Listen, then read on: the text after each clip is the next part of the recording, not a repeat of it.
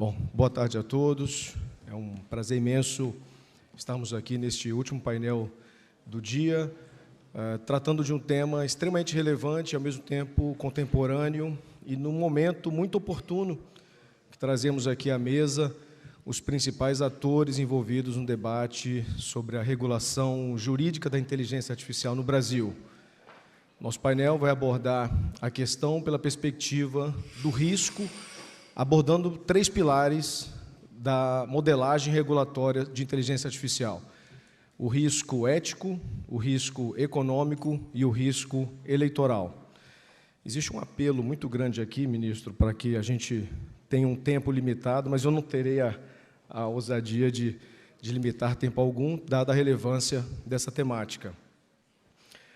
Tenho aqui ao meu lado o ministro Luiz Roberto Barroso, presidente do Supremo Tribunal Federal, o senador Eduardo Gomes, ministro Cueva, que presidiu a comissão de juristas de inteligência artificial que elaborou o projeto de lei da maior relevância do assunto no Brasil, de autoria do senador Rodrigo Pacheco, professora Laura Scherter, relatora da comissão de juristas e uma das maiores autoridades do assunto no Brasil, e a professora Dora Kaufmann, uma das especialistas mais requisitadas para falar do assunto no Brasil e no mundo. A inteligência artificial ela demanda uma visão muito utilitarista, mas, ao mesmo tempo, de bastante reflexão. Quando nós falamos em risco, nós estamos pressupondo uma visão que está sendo cada vez mais concretizada no âmbito do debate no Congresso Nacional, que é a visão de que a tecnologia pode, sim, oferecer riscos aos direitos do cidadão. E esses riscos têm que ser muito bem dimensionados, identificados, classificados, para que, então, haja uma proposta de regulação realmente madura e baseada numa visão, que é a visão da precaução. O princípio da precaução é o que tem pautado o debate no Congresso Nacional. Isso em meio a uma pressão muito justa e legítima da sociedade em relação aos riscos eventualmente existentes de uma regulação excessivamente prescritiva, mas, ao mesmo tempo, um debate que prima pela visão de proteção dos direitos e garantia dos direitos do cidadão. Talvez não tenhamos que navegar pelos territórios do desconhecimento científico em relação às incertezas da tecnologia, a fim de promover a tolerância à violação de direitos tão caros ao cidadão. Dito isso, ministro, passo-lhe a palavra com o maior prazer para que possamos dar seguimento ao nosso debate.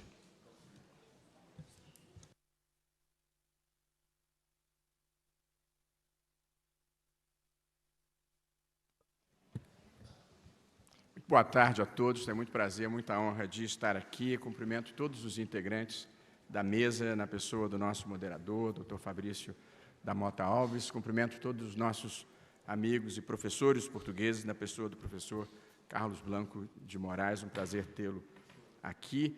Disseram que eu podia falar o tempo que eu quisesse, é um risco dizer isso para um ministro do Supremo, mas eu fui advogado muitos anos, de modo que eu estou acostumado a vender meu peixe em 15 minutos, de modo que e gosto de brincar que eu conservei pela vida fora a alma de advogado. E exemplifico isso com um episódio que me passou uns anos atrás, em Brasília. Quando eu mudei para Brasília, meus filhos queriam dar um passeio pelo Lago Paranoá. E então eu organizei com um amigo que tinha uma lancha, minha mulher pipocou do programa, mas fez um isopor com 2 Coca-Colas, 2 Guaranás, umas 2 cervejas, e fui eu ao lago com os meus filhos, apoiei a perna no isopor. O isopor era de péssima qualidade, Fabrício, que virou frangalhos de isopor, cacos de isopor. E eu voltei para casa, sobraçando aqueles cacos de isopor, e quando eu cheguei em casa, falei para minha mulher, pisaram no isopor, olha como ele ficou. Só que as mulheres têm alma de Ministério Público, e ela imediatamente perguntou, quem pisou? E eu disse, estou aqui para defender o isopor, não para acusar ninguém. Então, é um ponto de observação da vida. O nosso tema é sobre a inteligência artificial, os diferentes riscos que ela oferece e a importância da sua regulação no mundo contemporâneo. Nós vivemos sob a égide da terceira revolução industrial. A primeira é simbolizada pelo uso do vapor como fonte de energia no século XVIII. A segunda revolução industrial, da virada do século XIX para o século XX, é simbolizada pela eletricidade e pelo uso do motor de combustão interna. E a terceira revolução industrial, que está no seu auge nesse momento, é a chamada revolução tecnológica, que se caracteriza pela substituição da tecnologia analógica pela tecnologia digital, por isso ela é também chamada revolução digital, e que permitiu a universalização dos computadores pessoais, dos telefones celulares inteligentes e da internet, conectando bilhões de pessoas em todo o mundo. E essa revolução digital criou novos hábitos, um novo vocabulário e uma nova economia. Quando todos nós, eu e o Cueva, éramos mais jovens e possivelmente mais bonitos, as empresas mais valiosas do mundo eram as que exploravam petróleo, como a Shell e a Esso, as que fabricavam automóveis, como a General Motors e a Ford, ou as que produziam os grandes equipamentos, como a General Electric. Hoje, nenhuma dessas três empresas figura mais entre as mais valiosas do mundo, que são Apple, Amazon, Facebook, Google e Microsoft, e agora, porque fornece os equipamentos para elas todas, a NVIDIA, que passou a ser, ou disputa com a Microsoft, a empresa mais valiosa do mundo. Portanto, nós vivemos esse admirável mundo novo das inovações tecnológicas.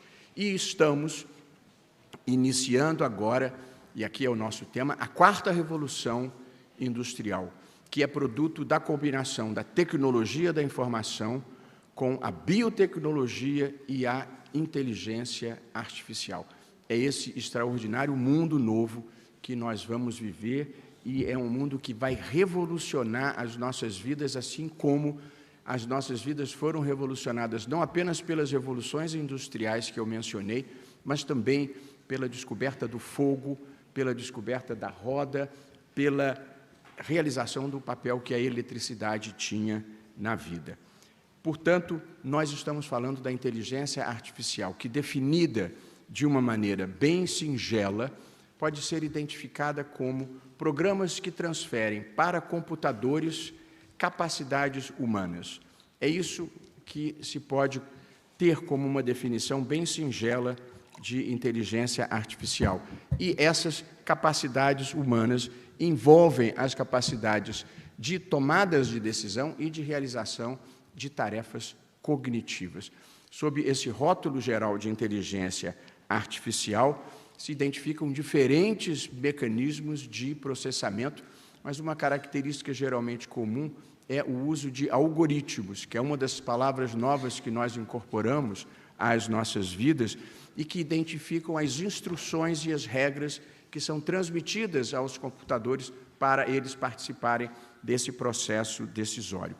Uma observação muito importante é que, no atual estágio, a inteligência artificial ela não tem consciência de si mesma, ela não tem discernimento do que é certo e errado, do que é bem e do que é mal, nem tem senso comum.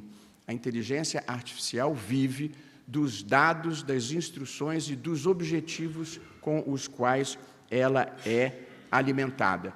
E, nesse momento, todos nós estamos vivendo esse extraordinário mundo novo, que é o mundo da inteligência artificial generativa, que é essa inteligência artificial capaz de criar conteúdos, capaz de se comunicar com pessoas humanas através da linguagem, através de sons e através de imagens. E, portanto, a transformação que a inteligência artificial vai promover e já está promovendo nas nossas vidas faz com que muitos equiparem a revolução trazida pela inteligência artificial com a que resultou da invenção da imprensa por Gutenberg em 1455 e pelo iluminismo, que mudou o modo como a própria condição humana se situava no mundo em que passaram a prevalecer a razão, a ciência, o humanismo e a crença no progresso. A inteligência artificial, ela traz uma grande quantidade de proveitos e de benefícios. Eu não sou uma dessas pessoas que acha que o mundo está ruim com tendência a piorar. não sou como um personagem de uma história que meu querido amigo Carlos Aires gosta de contar, do sujeito que foi ao médico e o médico disse que eu tenho uma notícia ruim para te dar. Tem uma ruim e tem outra pior. Eles vão me dar a ruim primeiro. A gente só tem 24 horas de vida. Eu disse, o que pode ser pior que isso? Estou para te falar desde ontem.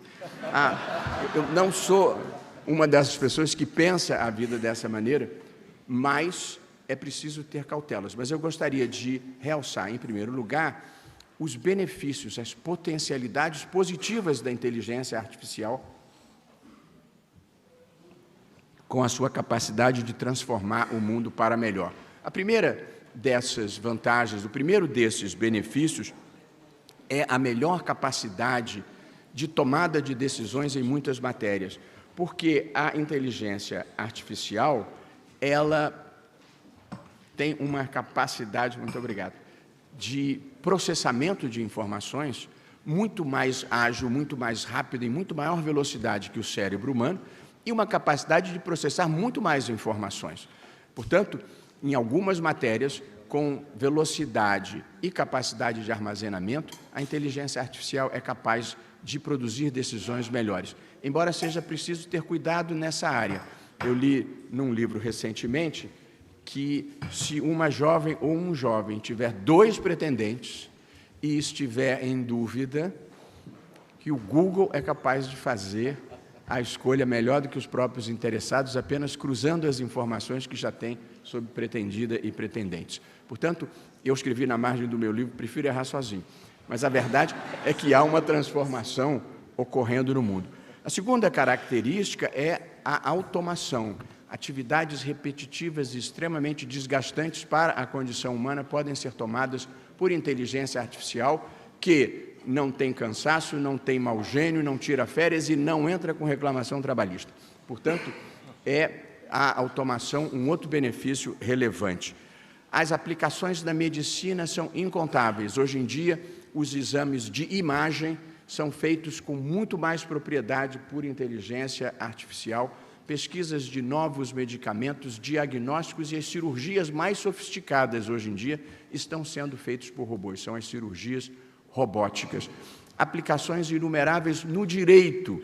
Se tiver tempo, ainda falo um pouquinho sobre isso, mas só no Supremo nós temos a utilização de inteligência artificial, nesse momento, para agrupar processos por temas e sabermos quais são os temas que têm mais matérias repetitivas, para nós podermos decidir em repercussão geral e eliminar milhares de casos, e também para identificar os casos que chegam ao Supremo, são 70 mil, os casos que chegam e saber se já tem repercussão geral sobre aquela matéria, tanto reconhecendo a repercussão geral, quanto negando a repercussão geral, porque aí a gente já não recebe mais aquele recurso, porque a matéria foi decidida.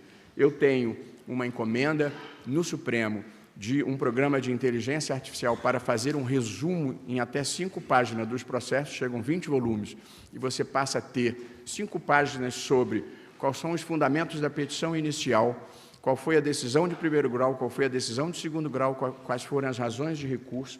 É claro que o juiz não abdica da responsabilidade, mas a vida fica muito mais simples se você já chega e tem um resumo.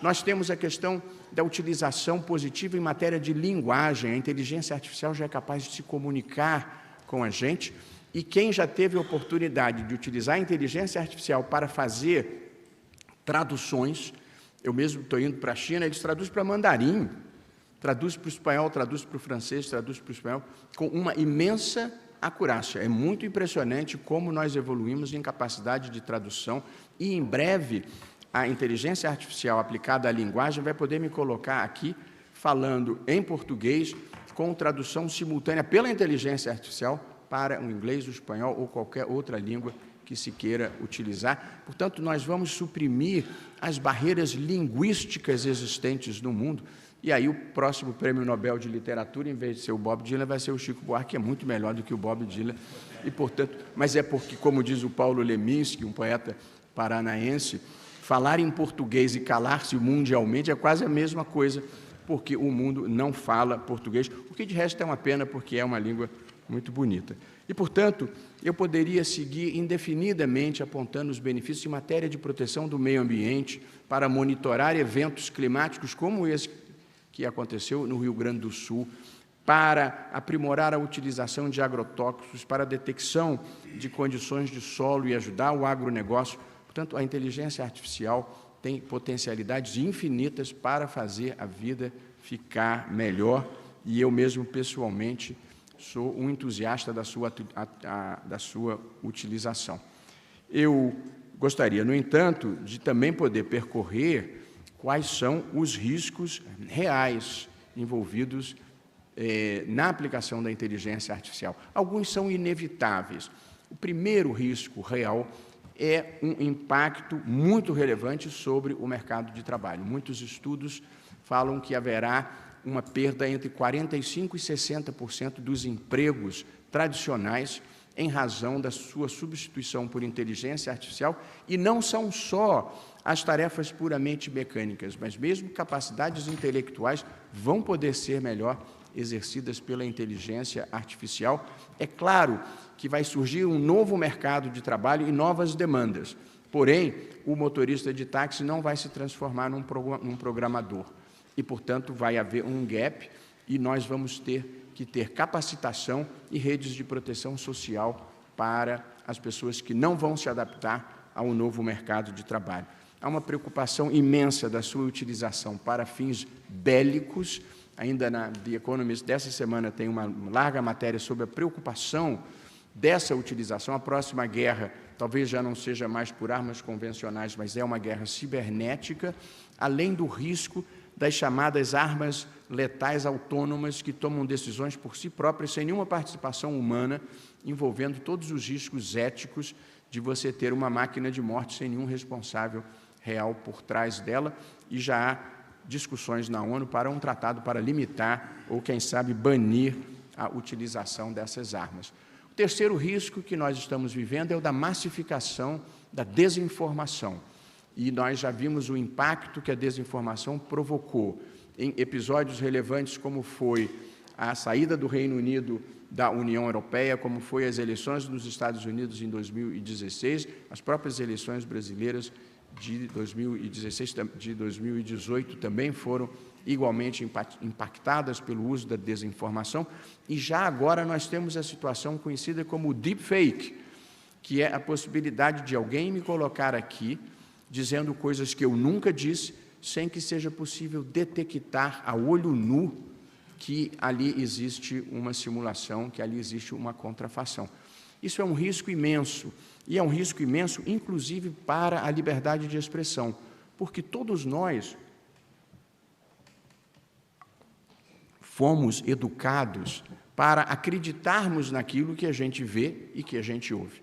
O dia que nós não pudermos mais acreditar no que a gente vê e no que a gente ouve, a liberdade de expressão terá perdido completamente o sentido. E, portanto, essa é a situação que nós vivemos em matéria de massificação da desinformação pela inteligência artificial, sem mencionar os riscos para a privacidade. As plataformas digitais e o uso da inteligência artificial vive dos dados que coletam sobre cada um de nós e de engajamento. Os dois pilares da nova economia são dados e engajamento. E, portanto, há um risco imenso para a privacidade, há um risco imenso da utilização da inteligência artificial para identificação facial ou para identificação geográfica de onde cada pessoa está, e isso em mãos de regimes autoritários ou truculentos pode ser extremamente perigoso, sem mencionar os riscos de vazamento. Portanto, nós temos, e a preocupação que se tem com a discriminação e o preconceito, que é como a inteligência artificial é alimentada por dados objetivos e instruções dadas por pessoas humanas, sempre o risco de se perpetuar no tempo os preconceitos e as discriminações que existem na sociedade de uma maneira geral. E por isso é que hoje se fala da imperatividade da regulação da inteligência artificial. Houve um conjunto de cientistas que pediram que se interrompessem as pesquisas, quase 1000 cientistas ligados à inteligência artificial pediram que se interrompessem as pesquisas até que se regulasse e se estabelecesse um código de ética para o seu desenvolvimento. Não aconteceu. Porque ninguém quer ficar para trás nessa matéria e, portanto, as pesquisas continuaram, embora tenha soado como um alerta das preocupações éticas que a inteligência artificial gera. Mas, em segundo lugar, a dificuldade da regulação, e depois vamos ouvir Cueva e Laura, que trabalharam no projeto, no anteprojeto de lei, a dificuldade de se regular uma matéria numa área em que a transformação se opera em altíssima velocidade. E aqui eu fiz um registro de tempo, que é o seguinte: o telefone fixo tradicional, aquele pretão que ficava em cima do móvel, que a gente falava, alô, telefonista, aquele pretão que os jovens já não conhecem mais, levou 75 anos para atingir 100 milhões de usuários. O telefone celular, que é esse que inferniza a nossa vida e que, na verdade, aproxima quem está longe e afasta quem está perto, é tão comum, você chega num restaurante, está lá um casal, os dois não estão juntos, não, cada um está no telefone. Já deixou de ser um telefone. Não, isso aqui hoje em dia é tudo, somos todos escravizados. Mas o telefone celular levou 16 anos para chegar a 100 milhões de usuários. A internet levou 7 anos para chegar a 100 milhões de usuários. O ChatGPT levou 2 meses para chegar a 100 milhões de usuários. Essa é a velocidade da transformação nesse mundo que nós estamos vivendo. E aí está a dificuldade da regulação de uma economia que está se transformando nessa velocidade e a preocupação de não regular em demasia para não interromper a inovação, nem estabelecer uma reserva de mercado para quem já está no mercado. Portanto, a regulação envolve muitas dificuldades e muitas complexidades que Cueva e Laura poderão compartilhar com todos. E essa regulação, ela, na minha visão, deve ter 3 eixos: proteção de direitos fundamentais, como a privacidade, como as liberdades de uma maneira geral, inclusive a liberdade de expressão, porque quando uma plataforma digital usa algoritmos, ela interfere com a liberdade de expressão de 2 maneiras. Primeiro, tem um algoritmo de moderação que reduz o alcance ou retira de circulação uma manifestação pelos critérios dela própria. E também recomenda para cada um de nós o que a gente quer ver ou ouvir de publicidade ou de assuntos, tribalizando a vida, mas essa é uma outra discussão. Portanto, o poder de suprimir manifestações ou de amplificar manifestações é um poder de controlar a liberdade de expressão, quando não a vontade das pessoas, e, portanto, hoje em dia já há um ramo estudando na neurociência o impacto que as plataformas são capazes de produzir, não adivinhando a nossa vontade ou detectando a nossa vontade, mas formando a nossa vontade para que a gente passe a gostar daquilo que eles querem que a gente goste. Portanto, há muitas implicações em matéria de direitos fundamentais, em matéria de proteção à democracia pela ameaça da desinformação, pela ameaça dos discursos de ódio, que são, na verdade, uma tentativa de suprimir a participação no espaço público de alguns grupos, e os ataques à democracia que se articularam no 6 de janeiro nos Estados Unidos e no 8 de janeiro no Brasil, a partir dessas redes sociais. E, por fim, é preciso regular também na sua governança para que haja transparência, para que haja inteligibilidade, para que haja controle humano da tecnologia e para que haja uma preocupação, e esse é o último tópico que vou abordar, que é chamado de singularidade, que é o temor, que parece de ficção científica, de que os computadores adquiram vontade própria, adquiram consciência de si mesmos, porque se isso acontecer, porque são capazes de processar muito mais informação do que o cérebro humano, numa velocidade muito maior, se eles adquirirem os computadores consciência de si próprios, eles vão dominar o mundo e não mais a condição humana é que estará dominando o mundo. Isso parece ficção científica, mas há um artigo e uma passagem, 2 passagens interessantes do Yuval Noah Harari, em que ele diz o seguinte: uma pesquisa feita com os cientistas identificou que o risco da singularidade ocorrer é de apenas 10%.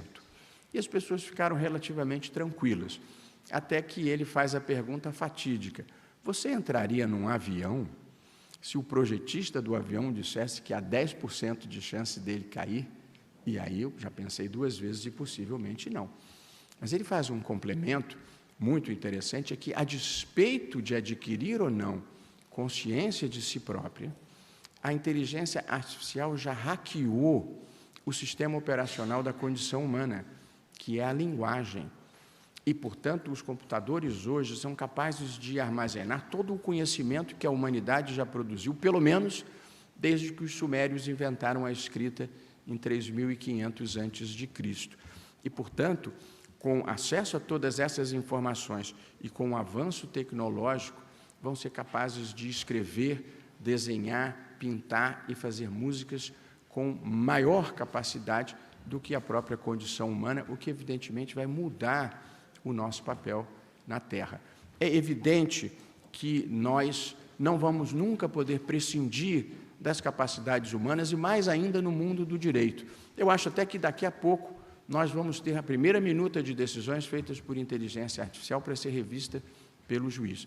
Mas será muito difícil a inteligência artificial ter as capacidades humanas de adaptação dos fatos à realidade e à sensibilidade humana, porque a interpretação não é um exercício formalista de enquadramento de fatos a normas, existem sutilezas mais complexas que eu gosto de exemplificar. Um episódio que se passou recentemente, minha filha querida que está aqui, casou-se no ano passado, no final do ano passado, e a ministra Rosa Weber, que era na época presidente do tribunal, que é uma pessoa extremamente reservada, veio à cerimônia, para minha alegria, e quando ela estava saindo, eu fui até ela e disse: Rosa, foi bem tratada, bem atendida, está tudo bem? Ela disse: foi ótimo, foi tudo muito bom, gostei muito de ter vindo, só não consegui comer um docinho. O que aconteceu? Eu disse: a atendente me disse que ainda não estava na hora. E aí eu peguei a ministra Rosa pelo braço, fui até a mesa de doce e falei para a atendente: essa aqui é a ministra Rosa Weber, presidente do Supremo Tribunal Federal. Ela gostaria de um docinho. Ao que a moça disse: não está na hora.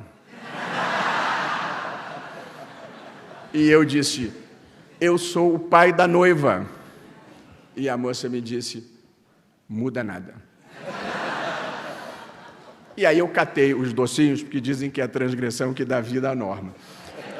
Mas fiquei pensando, essa senhora nunca leu Kelsey, mas é uma positivista, normativista, radical, que acha que a norma não pode ser flexibilizada.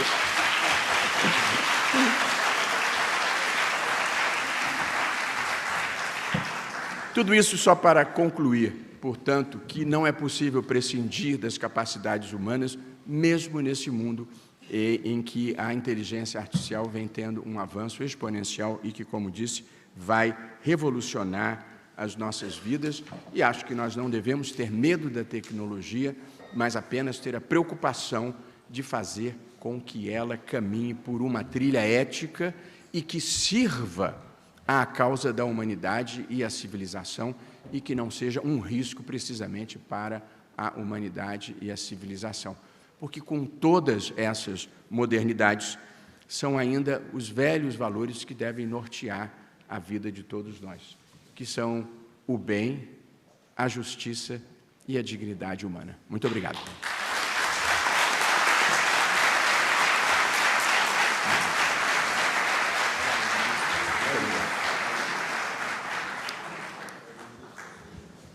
Ministro Barroso, muito obrigado por tanto conhecimento e tantas boas histórias compartilhadas conosco.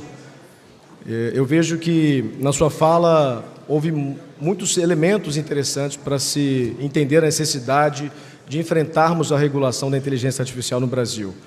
Me parece que esse assunto já se encontra superado pelas declarações que nós temos das instituições postas.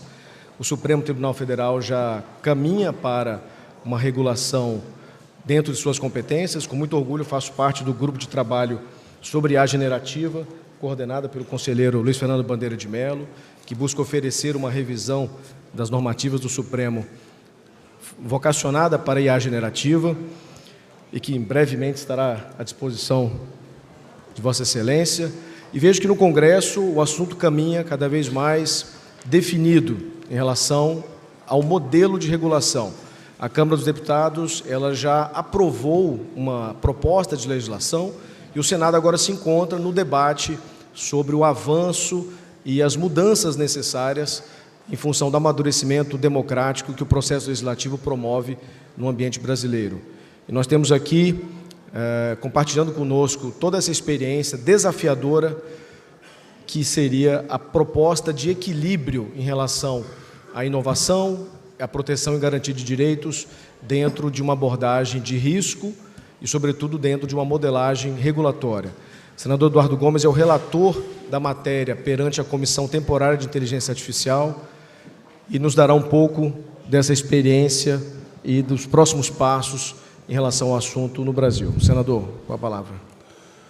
Boa tarde a todos, a todas. Eu quero agradecer e cumprimentar Fabrício da Mota Alves, que tem feito um trabalho brilhante, junto com a doutora Laura Schertel, que foi a relatora na Comissão de Juristas e vem trabalhando nesse relatório, o ministro Cueva, que presidiu a Comissão de Juristas e vem liderando esse processo de regulação com seus aconselhamentos, com um trabalho direto, colhendo impressões e ajudando muito a professora Dora Kaufmann, que, no seu senso crítico e experiência, tem norteado também o nosso trabalho.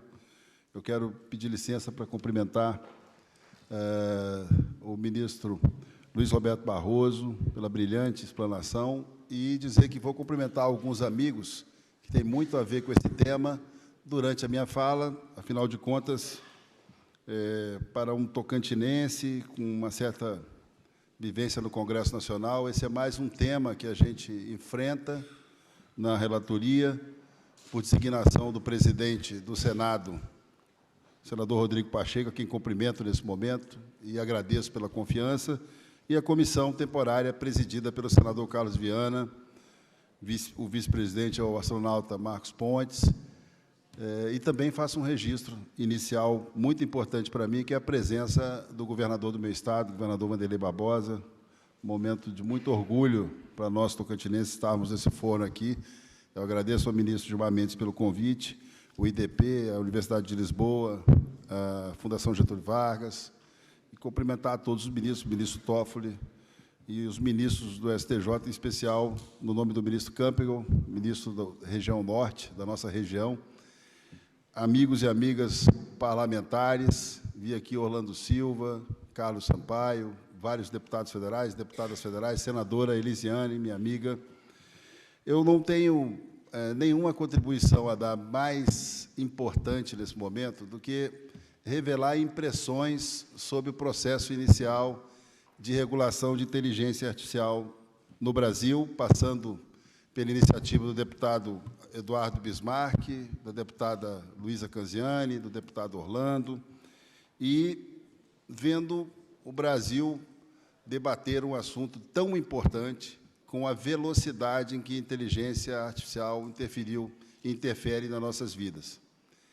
Com todo o contexto que vem se formando, nesses quase 2 anos, mais de 2 anos de debate, a primeira impressão, nós participamos diretamente da criação da Agência Nacional de Proteção de Dados, e, em seguida, oferecendo o texto como direito fundamental à Constituição, da PEC, que tornou o direito à proteção de dados lei no nosso país, e é da nossa autoria. Em seguida, nós começamos a acompanhar por todo o Brasil, em todas as cidades, no mundo, nas televisões, nos celulares, o debate sobre regulação de inteligência artificial no mundo. E confesso que a primeira quadra desse debate se transformou, os nossos primeiros fóruns, numa verdadeira troca de inexperiências. A gente ia para os fóruns, ia para as discussões e praticamente discutia expectativa de regulação na União Europeia, nos Estados Unidos, na Inglaterra, em diversos países, e a capacidade que a inteligência artificial tem de surpreender e desorganizar, de certa maneira, o nosso pensamento sobre regulação, porque sempre vem com uma coisa mais moderna, mais impressionante. Eu tentei levar isso de maneira muito leve, eu brinco muito com os meus amigos que a cada chat aparecem 1000 chatos comentando o assunto, até que o próximo venha, e que, nesse período todo, enfrentou muitas resistências, mas também muitas compreensões, colaborações, e aqui eu agradeço a todas as instituições que serão citadas durante a apresentação dos outros componentes desta mesa, sobre a colaboração de centenas e milhares de pessoas, entidades, nesse processo difícil de tentar regular a inteligência artificial no Brasil. Entre as impressões que vou marcando a partir de agora, existe aquela de que o Brasil é uma casa com 230 milhões de moradores, numa rua com 8 bilhões de vizinhos. Então, dificilmente nós vamos conseguir sustentar a tese de uma regulação personalista, nacionalista, que não tenha de cara a interrogação de que qual a utilidade disso para o nosso país, qual a configuração de consumidores, de formuladores, qual será o nosso papel. E isso tem sido difícil, porque as expressões, a convivência com o uso da inteligência artificial mudou a vida das pessoas, em especial e para o bem de pessoas que, como meu querido amigo Molon, vem trabalhando forte pela liberdade e pela internet free, e os outros que também pretendem, no Brasil, de maneira muito clara, defender relações de trabalho, direitos autorais, a quem eu reputo como um direito fundamental e absoluto. É difícil sustentar a discussão de direito autoral sem entender que as pessoas vivem um determinado tempo. E é ruim quando você começa a conversar e sabe que o debate não avança para atender aquela necessidade de uso da propriedade intelectual, do desenvolvimento do pensamento, da mineração de dados.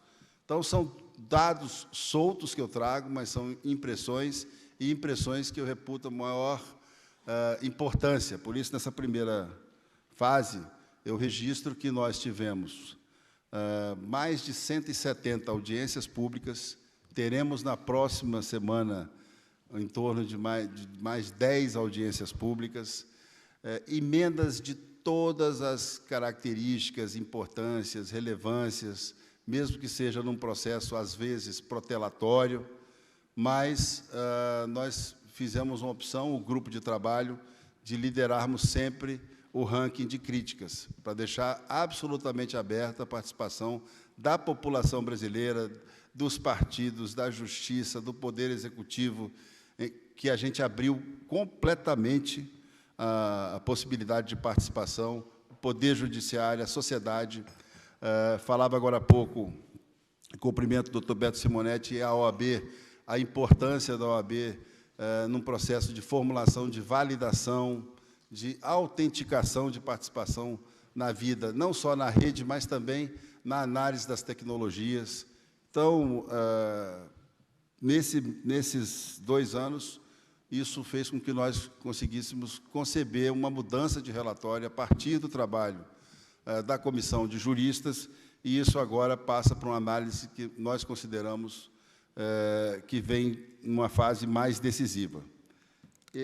Eu também, nas impressões, deixo claro que, naquilo que pude recolher de todas essas audiências, é que a regulação ela identifica as necessidades e aproxima todos nós de um certo conhecimento. E não regular, de certa forma, esse é o convencimento que ficou muito apurado agora nessa viagem, nesse trabalho, nesse seminário, e recentemente em Barcelona e em Madrid, é que não regular é, de alguma forma, ser regulado. É um desafio, até com muito respeito, que eu levanto a todos que têm trabalhado no processo de instrução desse relatório e desse projeto de lei.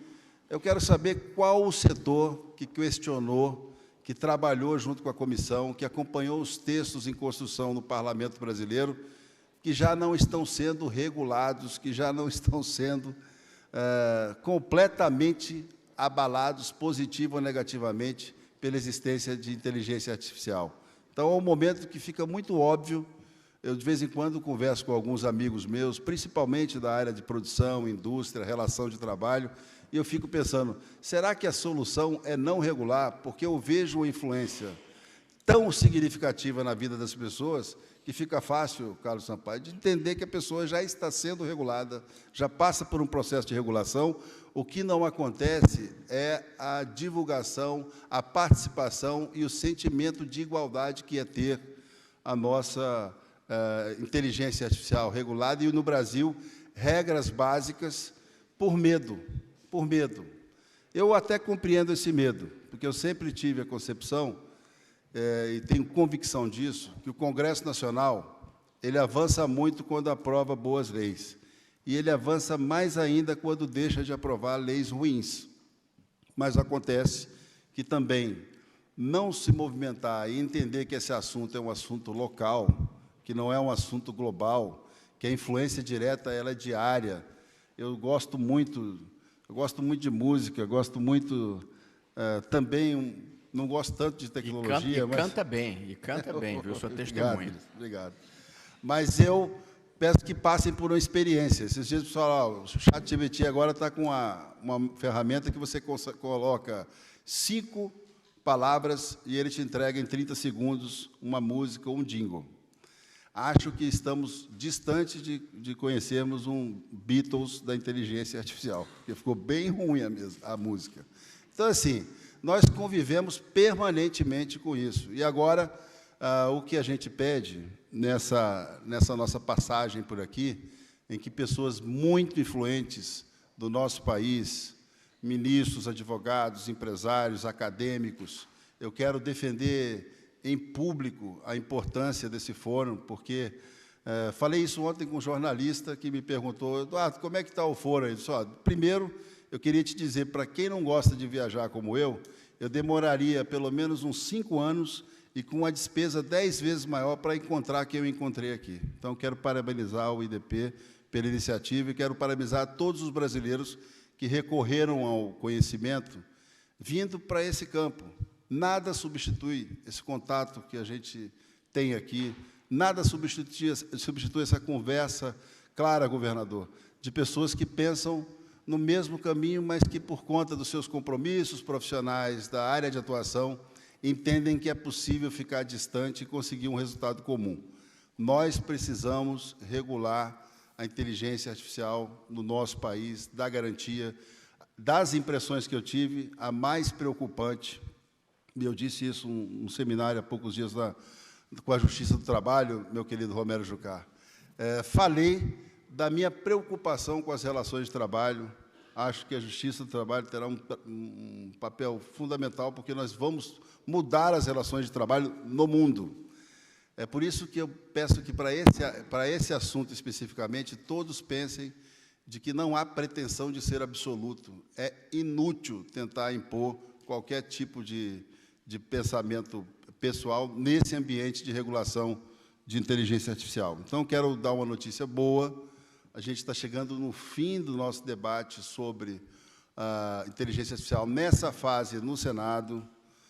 Na próxima semana teremos as audiências públicas e a leitura final do relatório da Comissão Especial e temos uma pretensão de colocar isso em debate no Senado na outra semana, na última semana do semestre, e enviar à Câmara dos Deputados, que eu tenho certeza que lá começa um novo debate e até o final do ano a gente pode ter aí, com muito otimismo, uma lei de regulação de inteligência artificial no Brasil.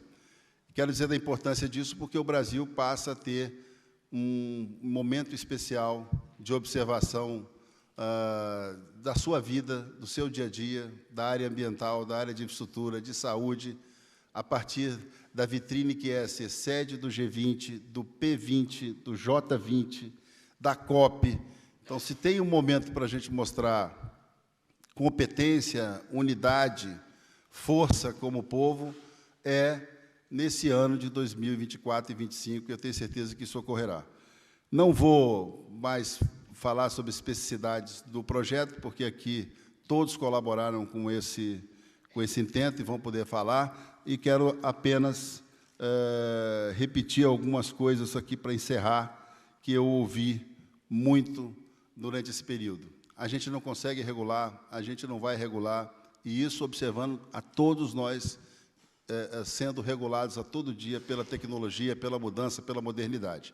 Então, a minha fé de que ocorra parecido com o que aconteceu com o Pix. Eu me lembro muito bem que, quando surgiu o Pix, houve uma campanha brutal da saidinha do Pix, não vamos mais usar Pix, o Pix não deu certo.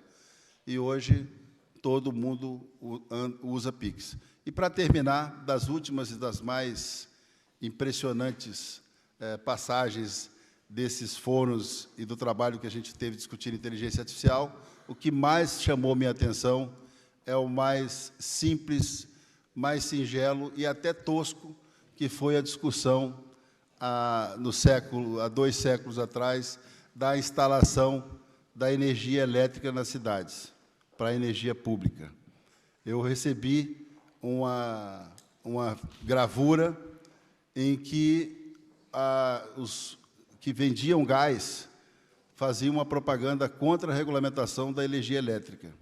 E essa figura, eu tenho que andar com ela junto comigo para mostrar para as pessoas, eram as pessoas na rua e mais ou menos umas 20 pessoas sendo eletrocutadas, porque diziam naquele momento que a energia elétrica ia matar todo mundo.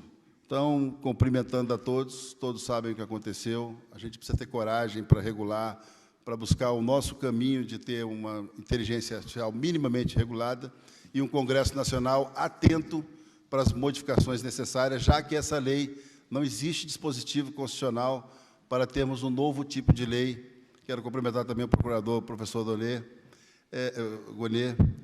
Nós não temos a estrutura de lei para ter o que era necessário. O certo era que tivéssemos uma lei viva, consultiva, permanente para a inteligência artificial. Como isso não é possível, precisamos aprovar de maneira muito tranquila e, em seguida, fazendo os reparos necessários, porque é isso que a tecnologia faz com a gente. Se a gente olhar direitinho, é isso que a inteligência artificial faz com a gente. Ela prepara a gente para um momento e prepara o momento seguinte. Então, lembrando aqui, para encerrar minhas palavras, Ulisses Guimarães, vamos votar.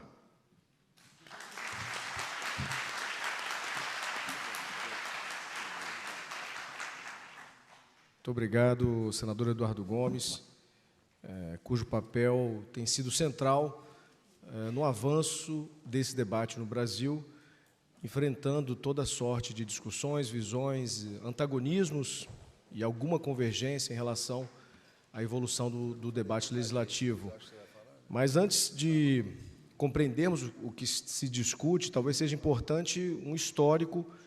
Eu convido aqui o ministro Cueva para participar desse momento, em função daquilo que eu chamo como marco de virada, que definitivamente qualificou o debate da proposta de regulação de inteligência artificial no Brasil, que foi a criação da Comissão de Juristas no Senado Federal, que contou com a sensibilidade e a visão republicana e responsável do presidente Pacheco. A Comissão de Juristas foi presidida pelo ministro Cueva, sob a relatoria da professora Laura. Tive o prazer e a honra de ter sido um dos membros da Comissão de Juristas, e o nosso trabalho resultou no projeto de lei que hoje é relatado pelo senador Eduardo Gomes. Ministro Cueva, com a palavra, por favor.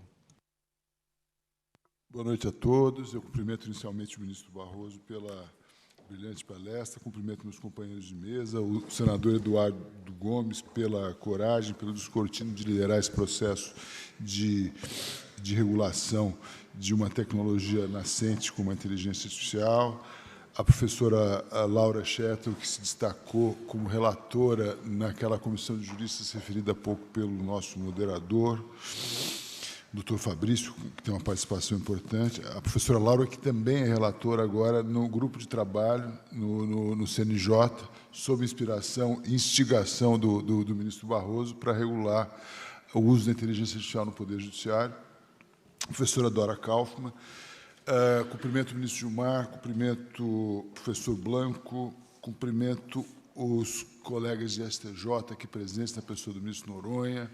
Cumprimento o nosso bastonário, o presidente da OAB, Beto Simonetti, o nosso eterno bastonário, o ministro Marcos Vinícius, Procurador-Geral da República. E, na verdade, o senador Eduardo Gomes ele tem uma frase muito feliz, né? Nós não estamos à procura de um problema ou não estamos... a regulação da IA não é um personagem à procura de um autor, uma solução à procura de um problema. Os riscos estão aí. Eu partilho também o mesmo otimismo do ministro Barroso quanto ao uso da inteligência artificial, e a gente vê isso diariamente, né, nos diagnósticos médicos, no ChatGPT, que faz traduções impecáveis em segundos, e nos presta um trabalho de assistente pessoal inegável, em tantas outras coisas que a gente nem percebe, mas ela já se materializou no dia a dia, nas câmeras com reconhecimento facial, no perfilamento da nossa atividade com consumidores, no perfilamento do nosso perfil, nosso comportamento como cidadãos e eleitores. E, dizem os especialistas, em algum momento, tudo isso que nós já fazemos agora com a inteligência artificial generativa vai ter um passo seguinte, que essas máquinas passarão a agir em nosso nome, a praticar negócios jurídicos em nosso nome, a comprar e vender bens, a comprar e vender ações, a fazer investimentos, a fazer reservas, a comprar ativos, a vender ativos, enfim, gerar responsabilidade sem uma vontade muito visível e manifesta e que possa ser derivada daquele algoritmo. É claro que isso vai exigir uma regulação. Os riscos que o ministro Barroso já elencou, né, eles são muito grandes no mercado de trabalho, uso bélico da inteligência artificial, há riscos éticos inegáveis, né, a possibilidade do aumento da desinformação, a discriminação algorítmica, a violação de direitos fundamentais através do perfilamento dos usuários ou das pessoas afetadas pela inteligência artificial. Por isso, a regulação da inteligência artificial ela já existe. Ela existe sob vários modelos. A União Europeia adotou um modelo centralizado, os Estados Unidos têm um modelo setorial, o Reino Unido tem um modelo híbrido. O que se procurou fazer aqui, naquela comissão originária do Senado, e depois com seus desdobramentos e com a evolução da discussão acerca da regulação da inteligência artificial, foi exatamente garantir que haja a centralidade da pessoa humana no uso da inteligência artificial. Nós queremos ter certeza de que a última palavra vai ser dada por um ser humano, e isso é muito relevante, obviamente, quando se trata de usar a inteligência artificial na atividade jurisdicional, até que ponto nós estamos interessados em delegar algumas funções para a inteligência artificial. Obviamente que decidir não, mas haverá um momento em que nós teremos que fazer testes e obviamente, referendar a presença do ser humano em cada uma das decisões judiciais, sob o risco de nós termos um oráculo digital que vai decidir por nós. Obviamente, é muito difícil regular uma tecnologia mutável e que não se conhece ainda exatamente o que poderá vir a fazer em vista da evolução muito rápida que ela tem passado. Por isso que o modelo que se adotou na Europa e que se procurou seguir aqui no Brasil é um modelo baseado numa classificação de riscos e não em um produto ou serviço final. Não se sabe exatamente qual será o produto, o serviço ou a atividade que a inteligência artificial poderá ou não desenvolver, mas os riscos já se conhecem. Então, é interessante, importante que já se tenha presente que alguns riscos são inaceitáveis. O risco de criar uma atividade de usar a inteligência artificial para criar um tipo de social score, como se usa em alguns países, de manipulação psicológica das pessoas ou de discriminação algorítmica, são inaceitáveis. Alguns riscos são muito altos, né? A atividade de usar a inteligência artificial no judiciário ou na atividade de policiamento, por exemplo, merecem uma transparência e um nível de governança mais elevados, e por isso que é importante que haja, desde logo, uma regulação de caráter geral que forneça um arcabouço normativo básico para a regulação setorial. A regulação setorial já existe, obviamente, quando se trata, por exemplo, de diagnóstico médico, a qualidade, a segurança e a efetividade desse diagnóstico. Há normas técnicas para isso. Veículos autônomos. O motorista do Uber que nos trouxe agora aqui debaixo de chuva falou, veja, eu posso largar a mão e deixar que o meu Tesla nos conduza sozinhos ao lugar. Nós dissemos, por favor, não faça isso. Põe a mão de volta no volante. Nós não sabemos como se comportam os seus compatriotas aqui ao volante. Temos que contar com a sua sapiência presencial ao longo de anos dirigindo o carro. Será que nós estamos dispostos a correr esse risco? Existe uma norma que ainda não permite que haja veículos autônomos. Na China, eu li outro dia no New York Times, já há experimentos com cidades que têm 500 ou 1.000 táxis inteiramente dirigidos por robôs e, obviamente, há isso é o que diz na matéria, uma censura quanto às fatalidades, os problemas, os vícios, os acidentes que acontecem em decorrência desse uso. Mas a experimentação já existe, mas nem lá, naquele contexto em que há um controle maior de informação, se admite o uso irrestrito da inteligência artificial para veículos autônomos irrestritamente. Portanto, é uma evolução lenta, gradual, já há um complexo de regulações setoriais de usos específicos da inteligência artificial. O que se procurou agora com o PL 2338, na fase mais avançada, que decorreu dessa comissão especial criada no Senado e que tem contribuído para aprimorar substancialmente aquele texto originário da Comissão de Juristas, é exatamente a criação desse modelo híbrido, em que há um sistema de reguladores setoriais que se comunicam e se organizam embaixo de um guarda-chuva que seria uma autoridade central, provavelmente a ANPD, sob nova configuração, sob novo formato, e que criaria um Sistema Nacional de Regulação da Inteligência Artificial, o CIA, mas com a primazia da regulação setorial, que é aquela que se destina a efetivamente garantir o funcionamento daquela aplicação específica de inteligência artificial. Aliás, esse é um problema até... será que nós poderemos, no futuro, falar de uma inteligência artificial única ou haverá inteligências artificiais? Porque as aplicações se multiplicarão e haverá certamente uma ramificação no uso da inteligência artificial. A própria definição do que seja inteligência artificial é uma matéria bastante controvertida e ela tem que, obviamente, ser alvo de revisões periódicas. A própria classificação de riscos adotada na proposta de lei, na proposta de regulação que se pretende aprovar agora no Senado, ela é flexível, ela deixou de fazer parte do texto principal da lei, ela passa a ser passível de uma revisão periódica pela autoridade central, de modo que não haja um ônus regulatório, um custo excessivo para aquele que desenvolve e que usa a inteligência artificial. Os ônus, eles são, como se trata de uma regulação assimétrica, os ônus são proporcionais ao risco. Quanto maior o risco, maior o ônus regulatório, maior a complexidade da governança e dos deveres de compliance e dos relatórios de impacto algorítmico e, portanto, isso será bastante flexível, com a previsão também de sandboxes regulatórios ou de regulação experimental, por exemplo, no que diz respeito aos direitos autorais. Os direitos autorais, como bem lembrou o senador, são um dos grandes pontos em que a inteligência artificial traz dificuldades muito grandes, sobretudo a inteligência artificial generativa, que, a partir de conteúdos produzidos por autores que detêm direitos de propriedade intelectual sobre aquela obra, de qualquer natureza, gera uma terceira coisa com graus variados de participação humana, o que gera um nível adicional de complexidade, né?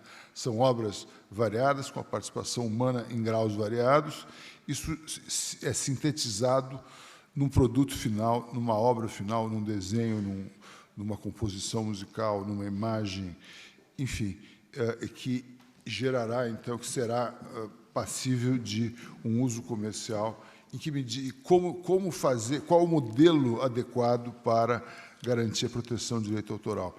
Será necessário criar um tipo de marcas d'água que identifique aquele conteúdo sempre e que garanta que o autor seja, de algum modo, sempre remunerado pelo uso da sua obra naquele produto ou serviço, ou, enfim, naquilo que foi produzido pela inteligência artificial.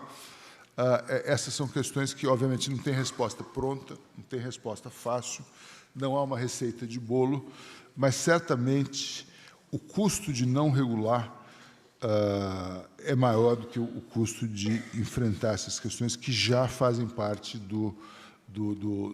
da discussão mundial. O ministro Barroso bem lembrou que há um clamor mundial pela regulação, né? Mil cientistas chegaram a assinar um manifesto pela paralisação do uso da inteligência artificial comercialmente. Há, frequentemente, nos jornais, anúncios de whistleblowers da OpenAI e de outras empresas que dizem que ela não tem se pautado por regras de governança ou por regras de segurança e que, portanto, seria preciso ter mais cautela. É preciso lembrar sempre que, há 100 anos, nós não tínhamos uma indústria da aviação, nós não eram nem teco-tecos, os aviões eram feitos de pano, de madeira, depois de alumínio, primeiro com hélice, depois com turbo-hélice, depois com turbinas. E tudo isso foi sendo regulado passo a passo para que nós pudéssemos hoje viajar com total segurança, muito maior que qualquer outro meio de transporte, para e passo. Muita gente pereceu no caminho, mas a regulação foi sendo feita e a inovação aconteceu. É preciso também desfazer um outro mito de que hoje a inovação tecnológica nesse campo da inteligência artificial ocorrerá ou poderá ocorrer numa garagem com 2 garotos, dropout kids de universidades Ivy League, que geram uma fórmula genial que vai revolucionar o mundo. É possível até que aconteça, mas, na verdade, pelo que se tem visto ultimamente, os produtos novos na área de inteligência artificial envolvem investimentos da ordem de centenas de milhões de dólares. A probabilidade de que isso aconteça é muito diferente. O custo de não regular, como já se viu com o desenvolvimento da internet, é um custo econômico muito grande. A concentração econômica sem precedentes que ocorreu no mundo a partir da internet, ela gerou, as maiores empresas do mundo são as Big Techs, com um poder econômico sem precedentes, que decorre, em grande medida, da adoção de uma regra como aquela regra do parágrafo 230 do Communications Act americano, que foi transposta para cá no artigo 19 do Marco Civil da Internet, ora em debate no Supremo Tribunal Federal, que exime as empresas, as plataformas, de responsabilidade civil pela remoção de conteúdo ofensivo ou ilícito. Isso já se viu, fomentou a criação de um modelo de negócio que se baseia na polarização e que aumenta a publicidade, que aumenta as receitas dessas empresas e que tem danos visíveis e palpáveis no que tange à mudança do comportamento das pessoas no dia a dia e também ao próprio risco de desestabilização das democracias, já que há a possibilidade de um uso desenfreado da desinformação ou dos deepfakes através dessas plataformas. Portanto, é imperioso regular a inteligência artificial. Creio que o trabalho que tem sido feito no Parlamento tem sido muito aberto, transparente, valendo-se de consultas públicas, audiências, seminários internacionais, aberto a todas as críticas, até mesmo a daqueles que são inteiramente contra a regulação, mas é preciso que isso avance, que esse debate avance, que haja um marco normativo mínimo para que a IA se desenvolva de maneira segura, confiável, que proteja a segurança das pessoas afetadas pela inteligência artificial e os direitos fundamentais de todos os cidadãos. Obrigado pela atenção.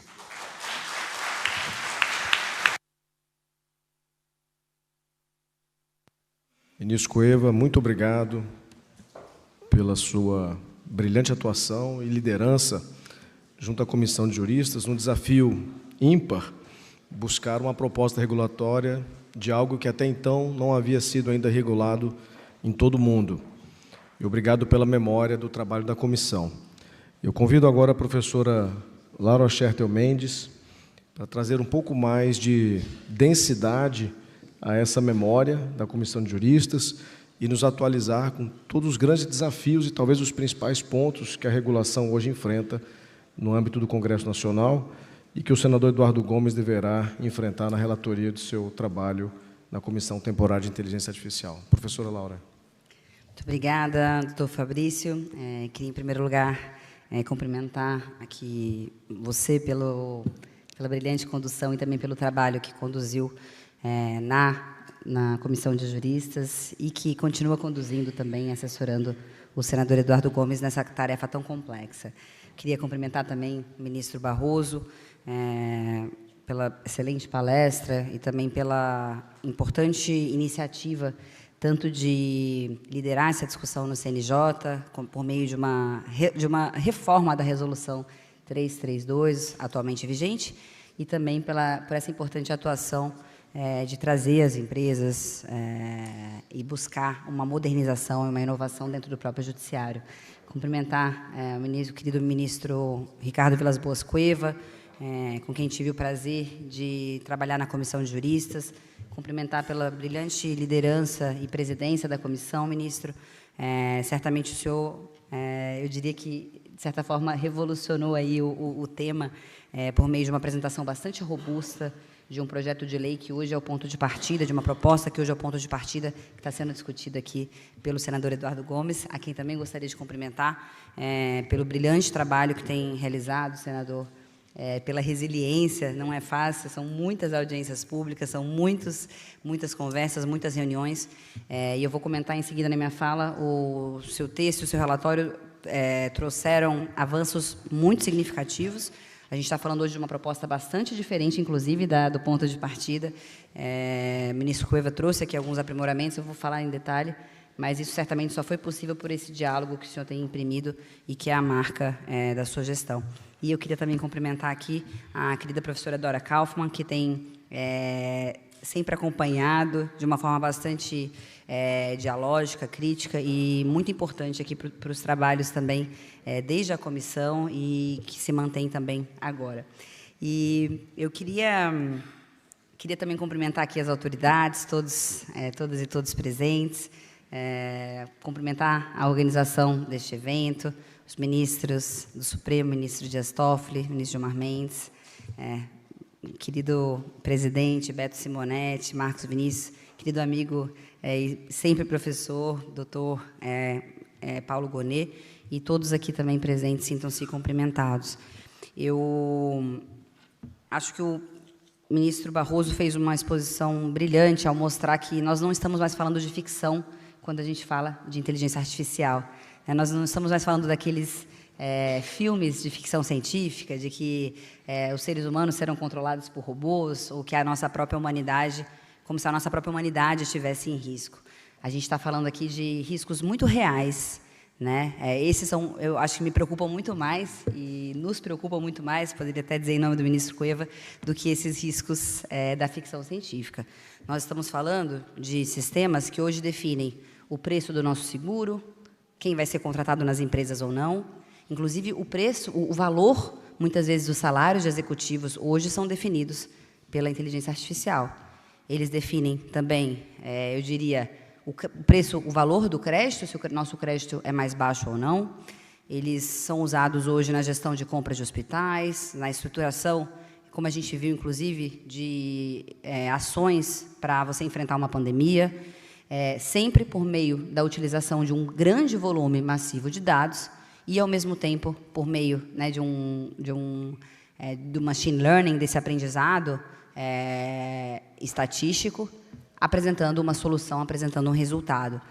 Então, os riscos já são mais do que evidenciados. A gente tem situações bastante dramáticas aqui, pensando nessas questões mais reais e não tão ficcionais.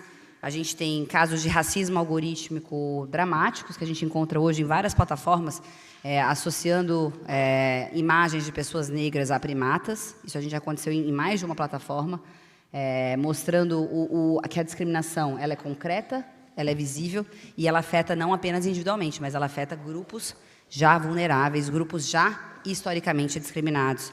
Quando a gente pensa que a IA generativa já é utilizada para ser terapeuta de crianças e adolescentes, é claro que ela não foi pensada para isso, mas hoje já há evidências de que muitas crianças e adolescentes utilizam esses sistemas, inclusive, como terapia, como forma de terapia. Isso mostra como a gente também precisa pensar na proteção aqui das nossas crianças, né, e dos adolescentes, também pensar sempre no impacto desses sistemas em relação a esse público também vulnerável. Quando nós pensamos aqui, acho que essa plateia de advogados, mas também de outros profissionais, mas pensando aqui nos advogados, nas alucinações que a gente viu que a IA generativa já fez, né, com advogados citando jurisprudências inexistentes, ou algo muito mais grave, que foi sistemas que imputaram crimes a determinadas pessoas e que levando aí a impactos bastante concretos nas vidas das pessoas. Acho que tudo isso evidencia que nós estamos falando, talvez, de uma tecnologia com uma capacidade de transformação enorme, talvez das maiores. Ela é equiparável, inclusive, à energia elétrica, né? Porque a gente está falando de uma transformação em toda a sociedade, em todo o mundo da comunicação, em todo o mundo do trabalho, em toda a área governamental, em todo o setor privado.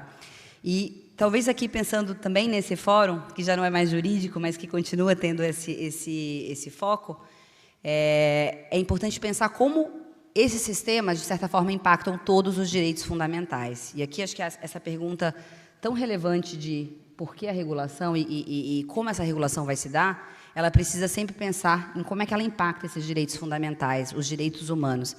E eu queria aqui citar, depois eu posso compartilhar, mas é muito fácil de encontrar na internet. Eu participei em Genebra, no ano passado, de uma reunião do Alto Comissionado da ONU, voltada especificamente para a aplicação dos direitos humanos nas empresas privadas, no setor privado. E tem um documento que foi publicado nessa ocasião, chamado de Taxonomia dos Direitos Humanos, que são impactados pela inteligência artificial. E aqui é muito interessante porque você vê a própria ONU muito preocupada e mostrando os impactos em todos os direitos humanos hoje protegidos pela Carta. Então, acho que esse é um ponto importante. Talvez aqui essa seria a minha primeira pergunta, e talvez exatamente pela capacidade e pela possibilidade desse impacto no mundo da comunicação, na nossa liberdade de expressão, acho que isso é bastante evidente, né, com a capacidade e com o potencial de criação de desinformação, né. É claro, hoje é muito claro que é possível se criar deepfakes para influenciar, por exemplo, eleitorado, para criar fatos e mentiras, ou fatos, na verdade, mentirosos, em segundos, com o tempo que a gente escreve um e-mail, né? E acho que isso fica muito evidente. E as eleições na Argentina, né, e nos Estados Unidos e em outros lugares têm mostrado isso, o risco, né, dessa potencialização da desinformação. Então, a criação da informação, a forma que ela é gerada, a forma que ela hoje circula na sociedade e a forma que hoje ela é distribuída, ela foi radicalmente alterada pela IA, em especial também pela IA generativa. Mas não só isso, se a gente pensa na proteção da criança e do adolescente, como eu já mencionei, se a gente pensa no direito à igualdade, né, e na proteção contra a discriminação, há uma série de... Todos esses direitos fundamentais são fortemente impactados. E eu acho que esse seria, talvez, em primeira mão, e isso já deixa evidente, que uma regulação básica, né, como a gente poderia considerar esse projeto de lei 2338, apresentado pelo presidente do Senado, Rodrigo Pacheco, como um marco civil da inteligência artificial. É um primeiro passo, é uma primeira norma para fazer essa regulação geral, exatamente porque estamos falando de uma tecnologia com um potencial enorme, como já foi aqui colocado, mas esse potencial é talvez tão grande quanto o seu potencial são os riscos para a nossa sociedade. E é exatamente por isso que nós precisamos de uma regulação básica, né, eu diria geral, que é exatamente esse marco civil da inteligência artificial que aqui se propõe, que aqui o senador Eduardo Gomes está relatando.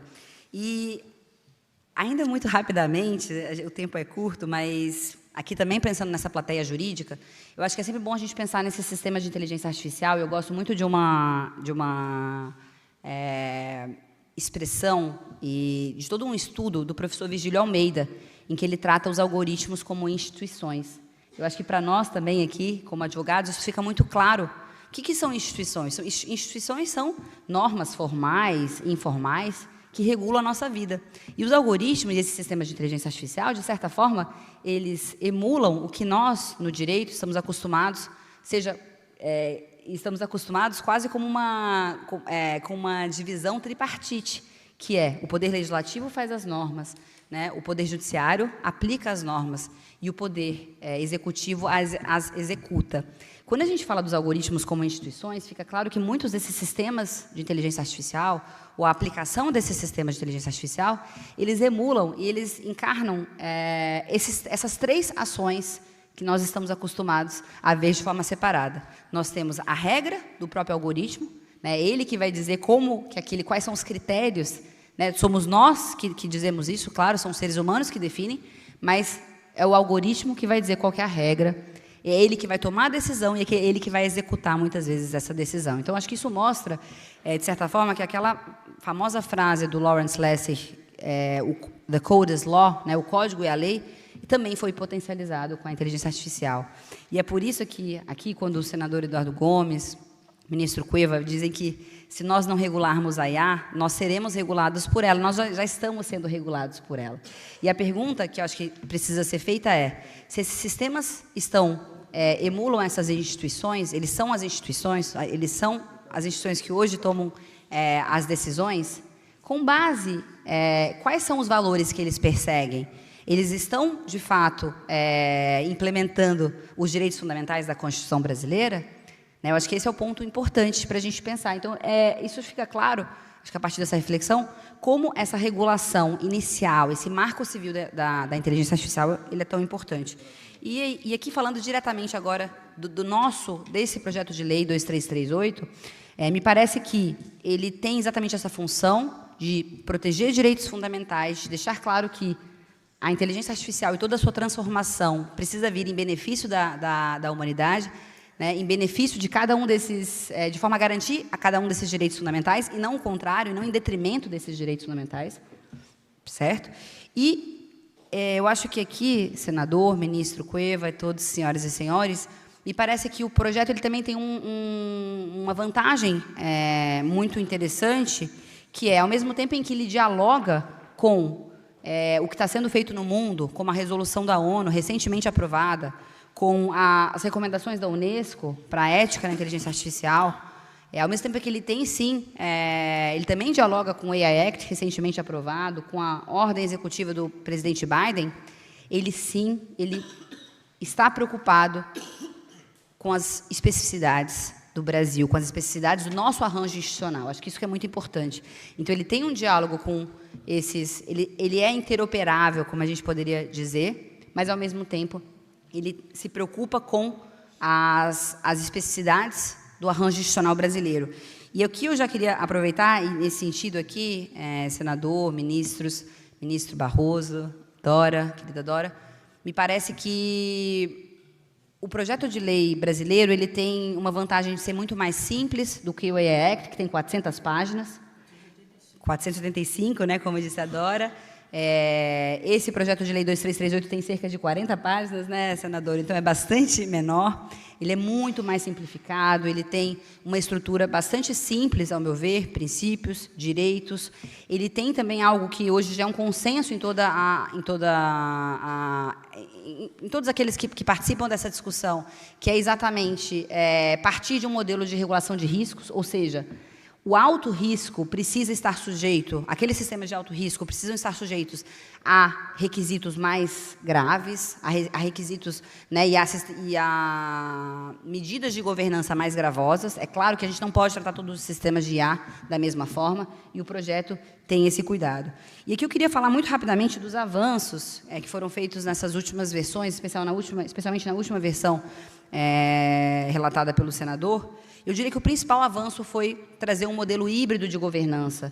Não estamos mais falando de uma única autoridade que vai governar todo e vai ser o grande supervisor desse sistema.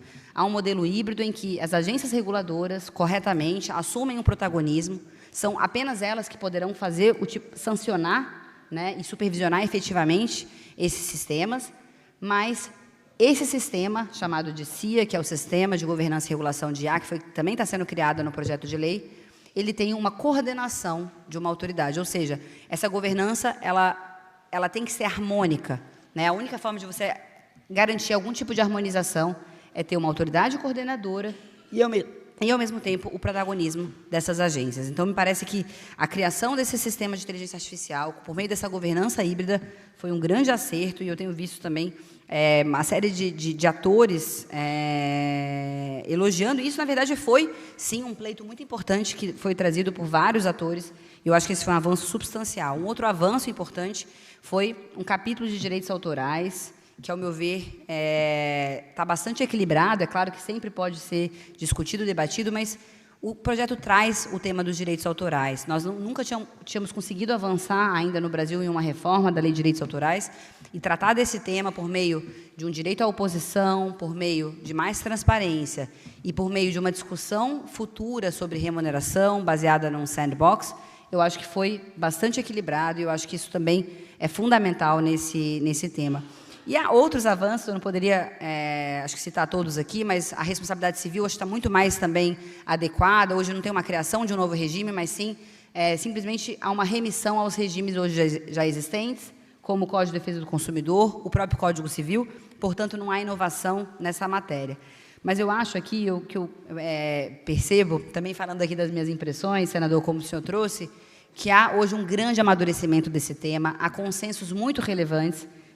Acho que ninguém mais discute se é preciso regular, mas sim como regular. O consenso sobre o foco maior no alto risco também é um consenso importante, e esse consenso sobre o modelo híbrido de governança certamente também é um consenso. Isso me parece que hoje a gente percebe esse amadurecimento, ele vem com um apoio importante de vários setores, né? A gente tem visto que, principalmente o setor criativo, radiodifusão, setor financeiro, inclusive o setor da saúde, especialmente o governo, que foi trazido aí muito fortemente para dialogar, todos esses setores, de certa forma, trazem um apoio ao projeto, até porque eles já são setores regulados e, de certa forma, é possível perceber que eles já seriam, né, essa regulação já aconteceria de alguma forma. Então, talvez seja por isso que, de certa forma, a regulação, um marco civil e uma regulação geral também beneficie a harmonização desses setores. E eu acho que, com isso, eu queria já encerrar minha fala, dizendo que, primeiro, parabenizando aqui, senador, novamente, pela condução.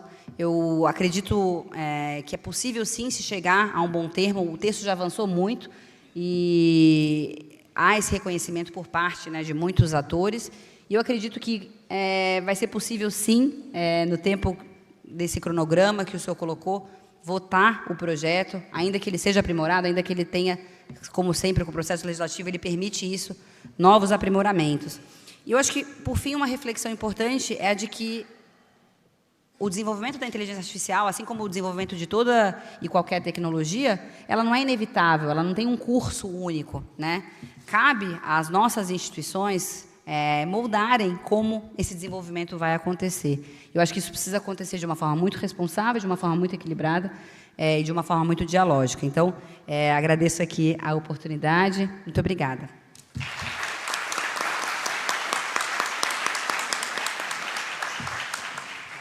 Muito obrigado, professora Laura.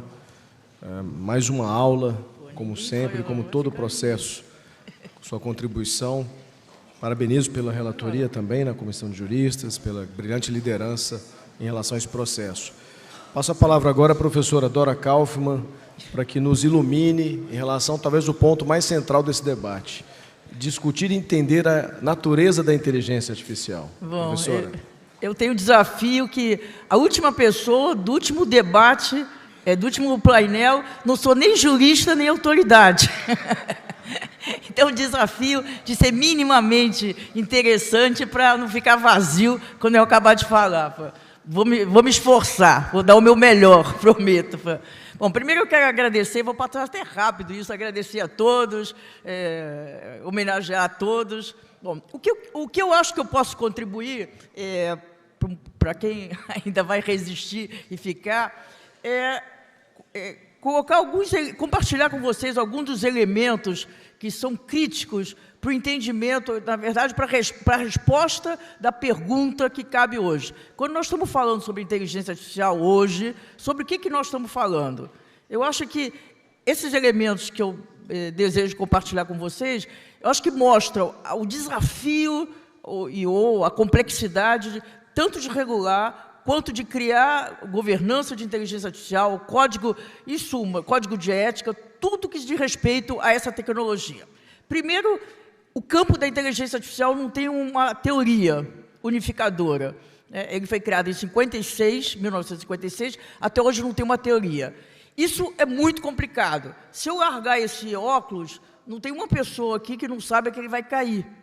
Então, quando você tem uma teoria, no caso, é uma teoria já muito antiga, da gravidade, você não precisa experimentar.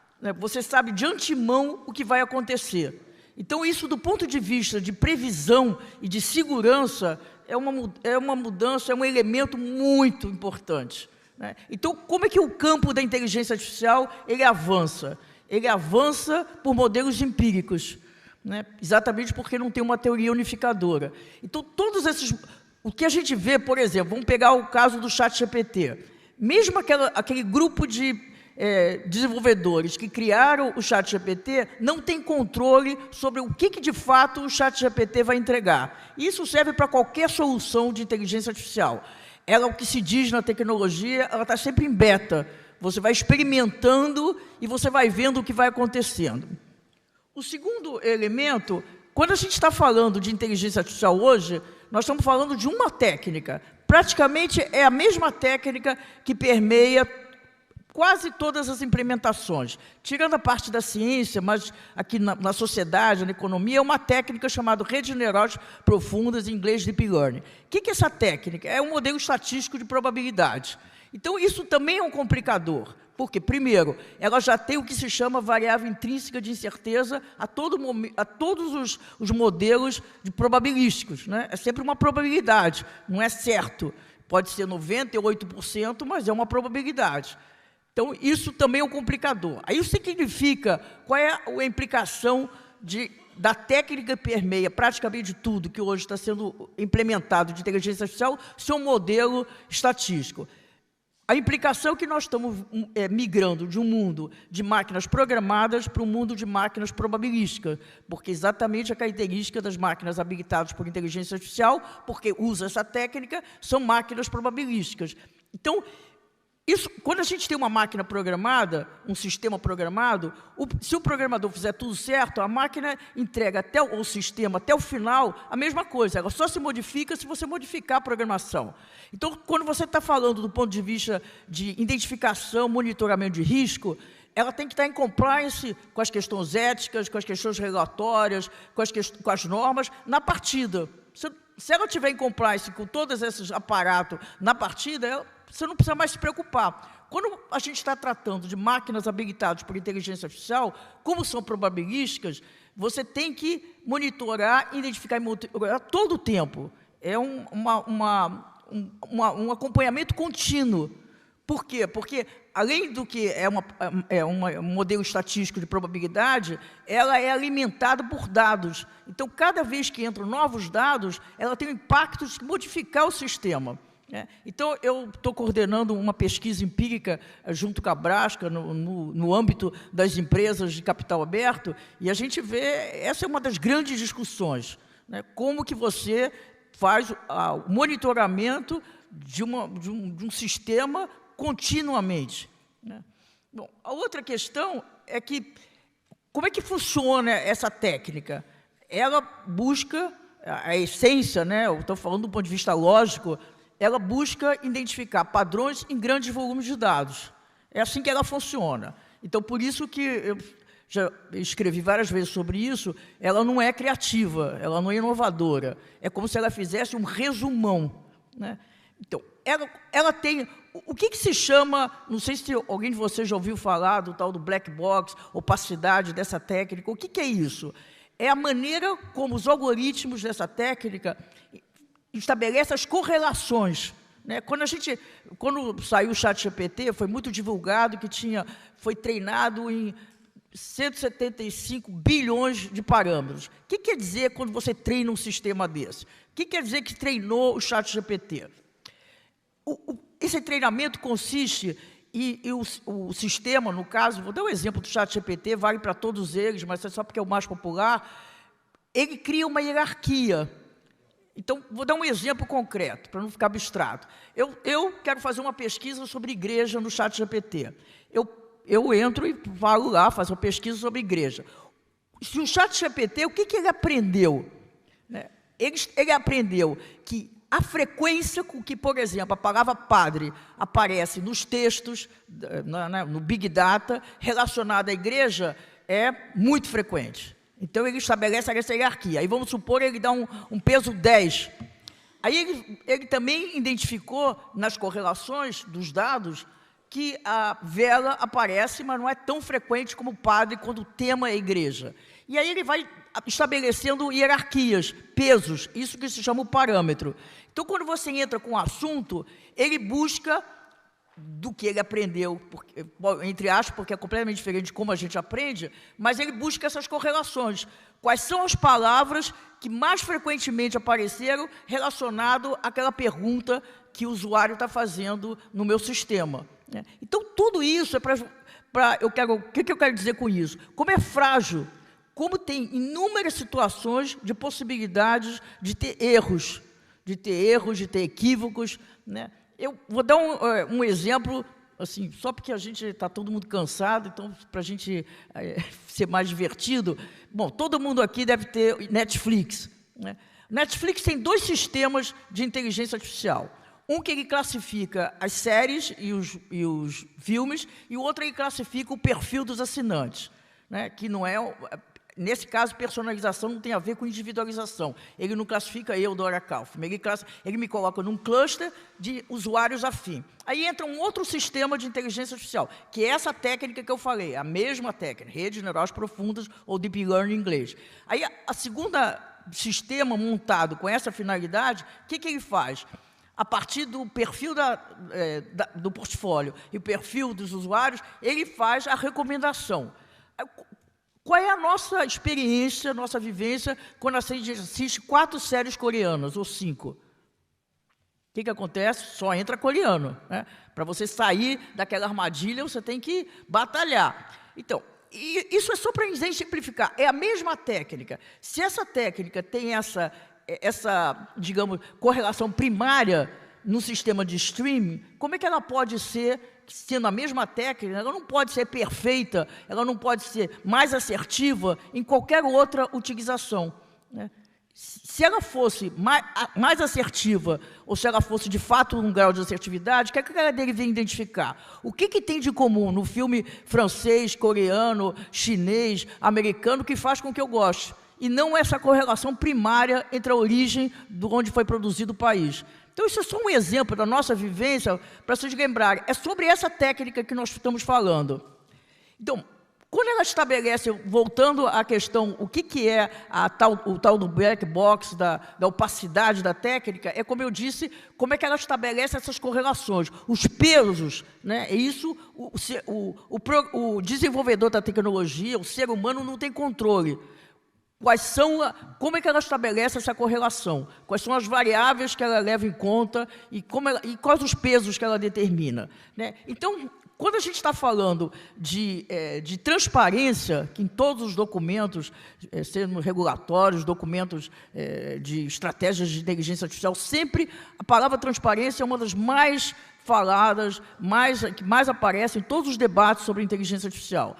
Há uma diferença entre transparência e explicabilidade, pelo menos do meu ponto de vista. Transparência, eu imagino que assim, se eu sou um desenvolvedor ou sou uma empresa que está usando inteligência artificial e que tem potencial de afetar os meus usuários, meus clientes, eu tenho a obrigação, do ponto de vista de transparência, de dizer tudo que eu sei sobre aquele sistema que eu estou usando. Mas esse tem um limite, que é a tal da explicabilidade. Então, nas regulamentações, todas elas, propostas de regulamentação, no AI Act, ou qualquer documento relacionado à regulamentação, inclusive o PL 2338, a exigência de explicar como é que o sistema chegou àquele resultado, ele esbarra nessa natureza da técnica. Então, se a gente nós, enquanto sociedade, não trouxermos uma outra técnica, se continuar nessa técnica, ela vai ter sempre essa barreira, esse limite, né? Então, não adianta colocar em nenhuma regulamentação. Quer dizer, bom, não é que não adianta colocar, eu me expressei mal, mas eu não sei como se resolve isso, né? Porque, de fato, vai ter sempre esse limite. Eu fiz até ontem, mas não vai ter tempo de... Eu fiz algumas considerações, de novo, anotei algumas considerações sobre o PL 2338, que eu acho, já falei várias vezes, é extraordinária, melhor do que a primeira versão, teve uma evolução, um amadurecimento muito grande, mas... E não é só uma questão relacionada ao PL 2338, isso está na jugular, digamos assim, do AI Act. Como é que você resolve o fato de que nós estamos falando de uma técnica que ela estabelece correlações de uma maneira que é tão complexa que transcende a cognição humana. O humano não consegue entender, né? Bom, aí eu queria falar... já vi, aquele negócio ali é terrível, pô. Bom, eu vou deixar de lado uma outra coisa que eu queria falar e queria comentar o ministro Barroso fez uma apresentação assim muito, claro, não podia ser diferente, muito positiva e muito boa, né? Muito fundamentada sobre como é que hoje a importância da inteligência artificial. Aliás, se não tivesse benefícios extraordinários, não estaríamos nem falando sobre isso, né? Então, acho que os benefícios, eu acho que é consenso, né? Então, ele linkou alguns dos riscos de alguns setores assim. Eu queria fazer alguns comentários muito rápidos, se vocês me permitem. Primeiro, para mim, do ponto de vista social, o maior impacto é sobre o mercado de trabalho. Então, o que nós estamos vivendo hoje? É o que se chama a automação inteligente. A automação inteligente, ela está expandindo o processo de automação programada que já estava em curso desde meados do século passado e cada vez mais, só ver a indústria automobilística, quando o presidente Juscelino criou, foi durante décadas um dos setores com maior taxa de empregabilidade no Brasil. Hoje, praticamente, são máquinas fazendo máquinas. Então, a inteligência artificial está expandindo, ela não está inaugurando a automação, ela está expandindo porque ela está entrando em funções e tarefas que a automação programada não dava conta. Então, isso é um fato.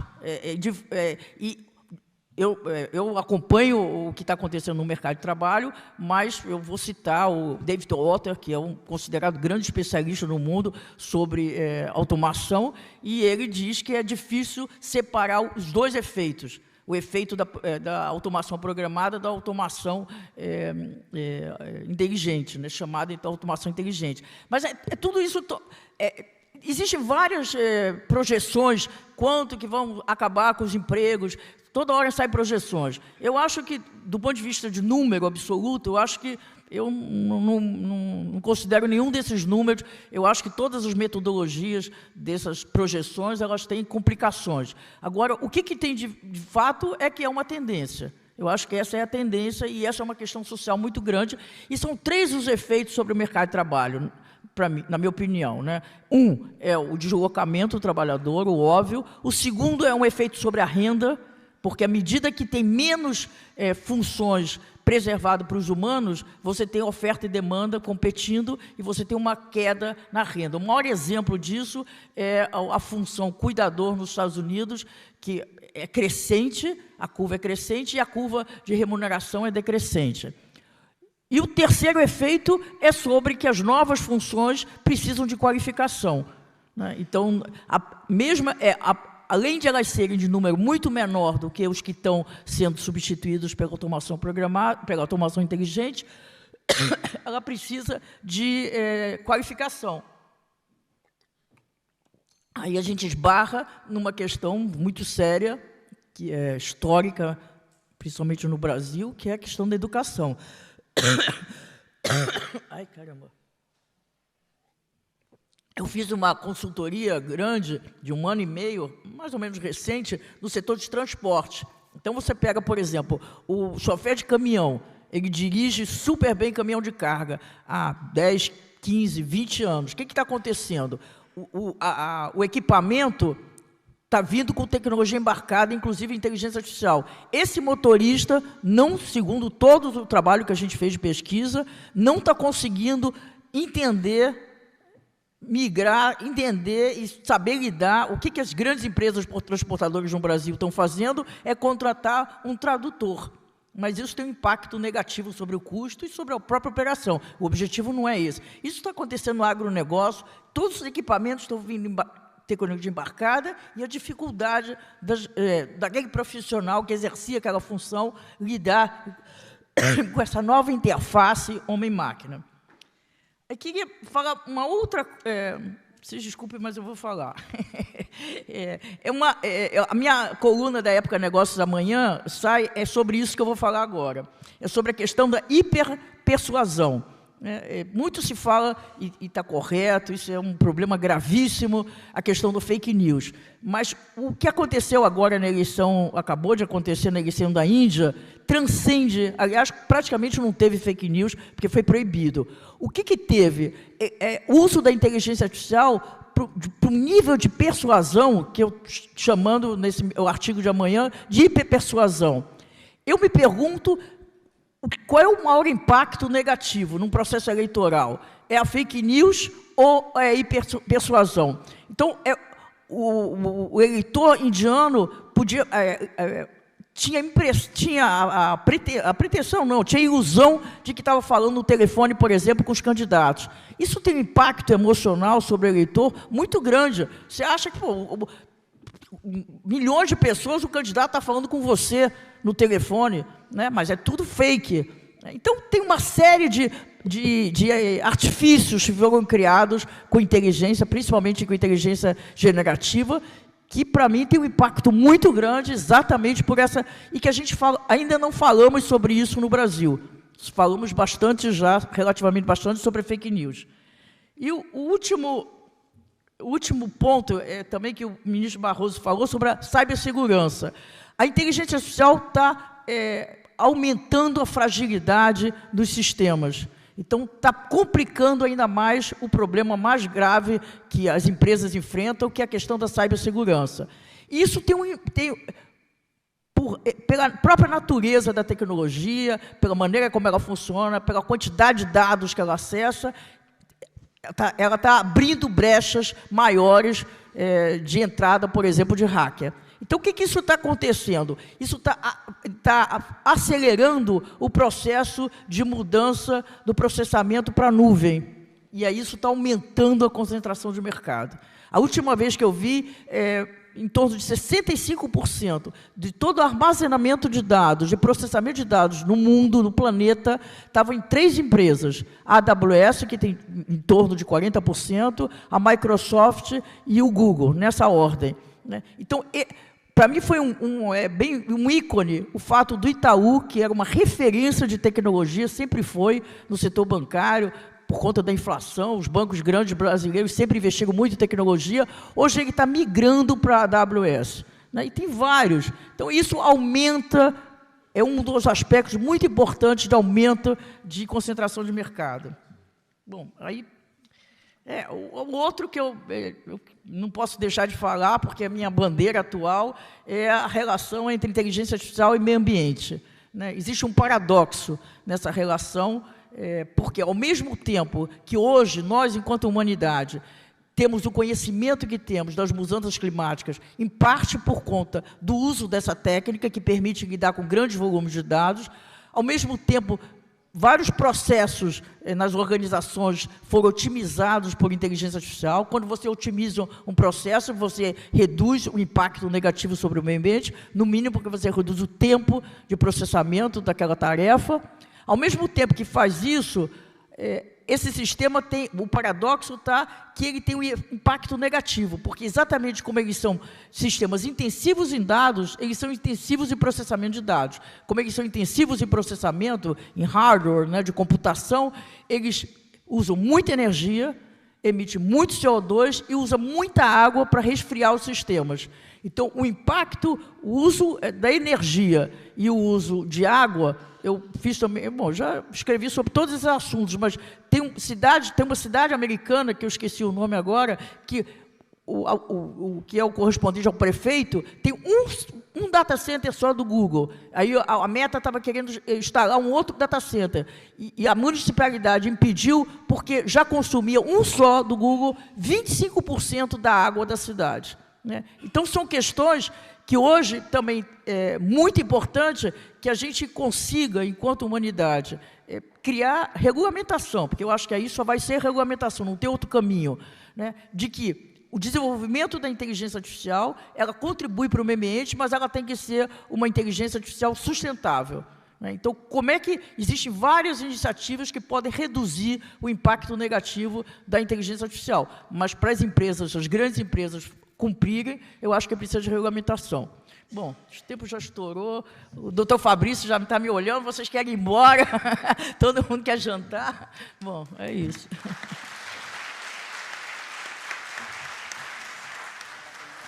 Professora Dora, muito obrigado. Estou aqui na missão difícil de conter o conhecimento e a iluminação dos palestrantes.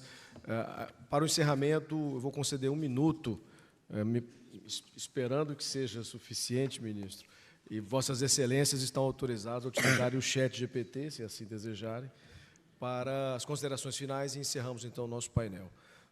Ministro Barroso, eu gostaria de... Eu quero dizer que é pedido do moderador, e não por oferta minha, viu? Só para deixar claro. Mas, olha, primeiro queria cumprimentar todos os participantes do painel, o ministro Cueva, a professora Laura, o senador Eduardo Gomes e a professora Dora Kaufmann, pela riqueza dos debates. E eu queria terminar, Fabrício, queria concluir como terminei a minha apresentação. A única coisa que justificará a inteligência artificial é se ela conseguir servir aos valores que correspondem à causa da humanidade, que são, como disse, o bem, a justiça e a dignidade da pessoa humana. Portanto, o bem, na minha visão, significa conseguir extrair o melhor das pessoas, sempre lembrando que, com maior ou menor culpa, as plataformas digitais, em alguma medida, extraíram o pior das pessoas e despertaram uma agressividade que não existia. Acho que nós temos que, ou que não se manifestava, acho que nós temos que conter isso. Acho que o uso da inteligência artificial na justiça, que é o segundo valor, também pode ser de grande utilidade. Eu acho que nós vamos caminhar para o momento em que a primeira minuta da decisão judicial vai ser feita por inteligência artificial. E, embora se tenha um medo do preconceito, da discriminação vindo da inteligência artificial, quero dizer que juízes de carne e osso também têm preconceitos e também fazem discriminações, de modo que, quem sabe, a gente não consiga, em alguma medida, ter uma justiça com mais objetividade e imparcialidade, sempre sob supervisão humana. Assim, eu penso mais a inteligência artificial e será imune a pressões políticas, a interesses. Portanto, acho que ela pode também servir à justiça. E, por fim, no que diz respeito à dignidade humana, acho que ela tem que servir para eliminar a pobreza extrema, reduzir as desigualdades injustas e ajudar a administrar a crise climática. Portanto, eu diria que a essa extraordinária e exponencial evolução tecnológica que a humanidade tem experimentado, a ela não tem correspondido avanços correspondentes no plano ético e até mesmo no plano espiritual. E acho que nós precisamos utilizar as novas tecnologias para aprimorar o processo civilizatório.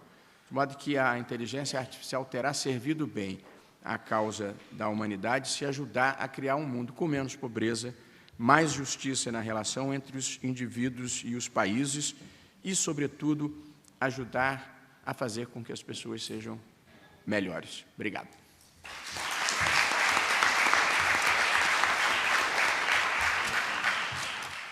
Bom, também quero agradecer ao ministro Barroso, ao ministro Cueva, ao Fabrício, a Laura Schetter, a professora Dora Kaufmann. Deixar mais uma vez registrada a nossa disposição de trabalhar, ouvir críticas, repensar, buscar acordos. Vale tudo, menos trabalhar contra, né? Eu vou terminar aqui dizendo o seguinte, que trabalhar contra a regulação, simplesmente, na verdade, é a maior das regulações. É submeter todo o ambiente ao artigo absoluto do termo de uso e das tecnologias e da distância. Então, eu quero agradecer a todos. Isso aqui pode ser traduzido lá no Tocantins como ou regulamos a IA ou viveremos para sempre no já foi. Muito obrigado. Muito obrigado. Bom, no exercício do poder que me cabe, eu vou declarar encerrado, então, a nossa mesa, desejando a todos uma ótima noite. Muito obrigado.